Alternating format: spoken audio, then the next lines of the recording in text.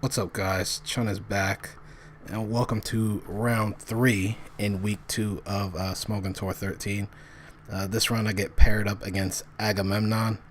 A little bit of background on my opponent. He is a moderator on the Smogon forums, and he is also a player on Team France for Smogon's World Cup of Pokémon tournament that's going on this year. So Ag seems pretty legit to me. Got quite a doozy here. We're going to go ahead and get started. I lead with Raikou. He goes with Arrow. I know the exact sequence to go through against lead Arrow. Thunderbolt to break the sash, and Extreme Speed to finish it off. And my opponent makes a smart play and sets up Stealth Rock, knowing Arrow only has one turn to live. And that's exactly what happens. He's going to reveal Snorlax on the free switch. Definitely can't stay in just because it is Curse-Lax. So I go to Bronzong. I'm going to use Snorlax as setup fodder. He does show the Curse now. So I just need to find out what moves it's running. I proceed with the plan and set up Stealth Rock first. But he's going to go to Gyarados, anticipating this. I'm assuming this Gyarados is the standard Dragon Dance taunt Gyarados, so I don't want to get taunted while I'm trying to trick him a Toxic Orb. So I decide to try to deal with Gyarados using direct damage. And I go back to Raikou assuming he would Waterfall the Scout, but he dances straight away. Not good, since the only thing I have now that might outrun +1 Gyara is Aerodactyl, and that's not a guarantee since I don't know the set. I went for Thunderbolt, but he reveals Earthquake, which really surprised me. I hadn't seen anybody use offensive Dragon Dance Gyarados for a long time up until this point. So Raikou goes down, but at least I know he doesn't have Taunt. So I go back to Bronzong. I go right for the trick, expecting Waterfall, but he shows that his coverage move is not Stone Edge, but Bounce, which was a bit suspicious to me. So I was wondering why he would bounce with a Bronzong out, but I just decided to catch him on the way down. I trick him a Toxic Orb. I get Walkenberry, so Raikou wasn't OHKOing anyway, and I decided to go to Gyarados to get the Intimidate drop as well as to take the expected Waterfall, which he does end up going for, thankfully. In hindsight, though, he doesn't really have time to waste trying to boost up again since he's Toxic. This play is a bit questionable on my part. Instead of attacking, I go for Dragon Dance as he Waterfalls again to try for the 3-hit KO. And that was a big risk, since I'm forcing a speed tie situation, and I'm also hoping to get flinches as a bonus if I do win the speed tie, which I win the tie, but I don't get the flinches, so he finishes me off with his own Waterfall.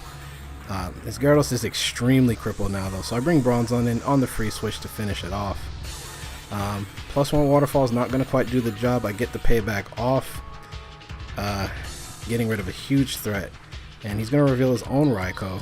And I just decided to fodder Bronzong here just to find out what kind of Raikou he could be running. Thunderbolt finishes it off. I do see the leftovers, so it is a Calm Mind variant.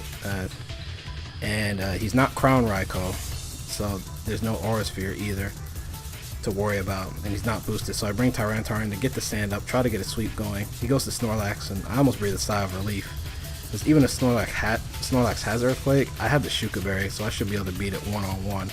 Barring a crit. So I get a dance in. Crunch is the best opening move in this scenario, given what he's shown so far. I go for it. It is a 2-hit KO, but he shows self-destruct, which also surprised me. And but it made sense though, because it actually does do more damage than Earthquake would have, especially if he knows what set I'm running.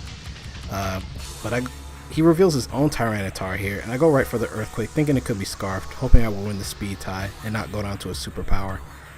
But he has Shuka Berry as well, so he's also Dragon Dance. And he Earthquakes back. My Tyranitar was too low, so I brought in Arrow. And I knew he'd either be forced to sack Tyranitar or go to his last. So he does end up sacking it to the Earthquake. He reveals his last Pokemon, which is a Jirachi. And I ran a Calc there. And Scarf Jirachi's Iron Head doesn't OHKO Aerodactyl because I had a Babiri Berry, but he blows right through it and takes Arrow out in one shot. So That was surprise number 3, which means his Jirachi is either mixed with Expert Belt or Choice Band. And that was pretty much the nail in the coffin. I've got a Scarf Magneton. I could lock in the Hidden Power Fire. It's not going to do much to a Raikou though.